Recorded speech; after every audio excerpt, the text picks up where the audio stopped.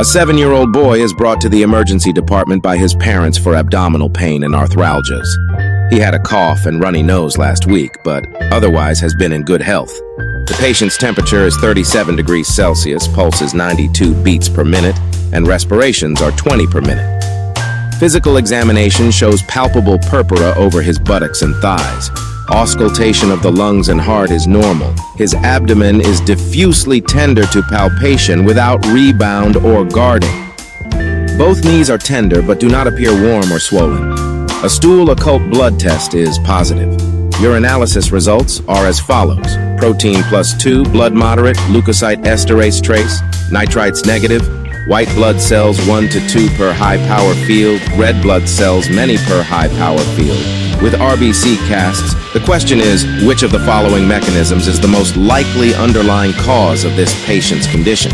Your options are A, antibody-dependent cellular cytotoxicity, B, circulating immune complexes, C, delayed hypersensitivity reaction, D, disseminated bacterial infection, E, immunoglobulin E-dependent degranulation. Type your answer in the comment box. Congratulations if your answer is B, which is circulating immune complexes.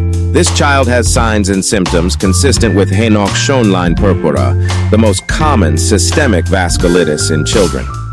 It predominantly affects those aged 3 to 10 and often occurs following infection. Example, upper respiratory tract infection.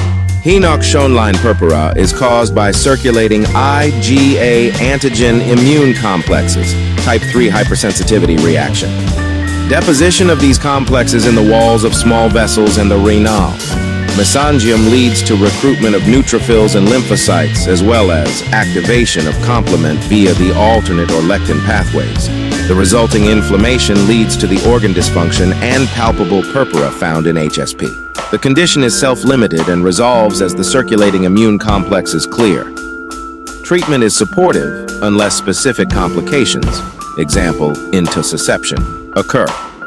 If you chose any option other than B, you were incorrect. Let's briefly discuss the other options. Choice A cannot be the answer because antibody-dependent cellular cytotoxicity, type 2 hypersensitivity, is part of the body's defense against viral and parasitic infections. Antibodies bound to antigens on the surface of infected cells are recognized by the Fc receptors on effector cells. Example, natural killer cells, neutrophils, eosinophils, that then destroy the infected cells by releasing cytolytic granules. Choice C cannot be the answer because delayed hypersensitivity reactions, type 4 hypersensitivity, are T-cell and macrophage-mediated responses. They occur in response to Mycobacterium tuberculosis infections and in certain allergic reactions such as contact dermatitis and transplant rejection. Choice D cannot be the answer because a palpable skin rash is commonly seen with disseminated Neisseria infections, meningococemia or disseminated gonococcus. Unlike the purpura of HSP, which is generally limited to the lower extremities, the rash of disseminated Neisseria begins with petechiae on the trunk and spreads over the entire body. Patients also have fever, hypotension, and tachycardia. Choice E cannot be the answer because IgE-dependent degranulation occurs in atopic and anaphylactic reactions, type 1 hypersensitivity. IgE on the surface of mast cells and basophils binds the offending allergen and triggers degranulation with release of histamine, serotonin, and other vasoactive substances.